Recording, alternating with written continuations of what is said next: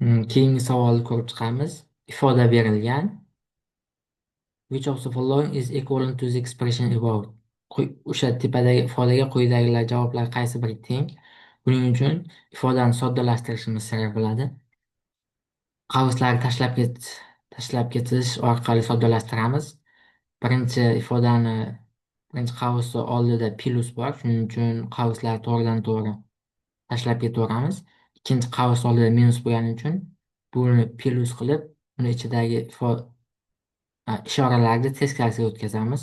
Bu minus, keyingisi plus. O'xshash xatlarni ixchamlaymiz. Bu yerda birinchi o'xshash xatlar bular. X kvadrat ko'paytiruv y, x kvadrat ko'paytiruv y. Bu yerda 2 x kvadrat y chiqadi. Keyingisi minus 3 y kvadrat, keyingisi plus 3 y kvadrat. Bu yerda minus bilan minus plus deb bergani uchun bu plus bo'lib ketgan.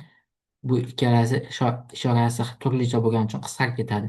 Keyingisi 5xy kvadrat minus 3xy kvadrat. Bu yerda plus minusga aylangandi, shuning uchun bu minus bo'lib ketdi.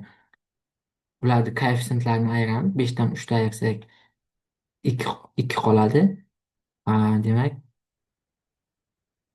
ifodani yozamiz.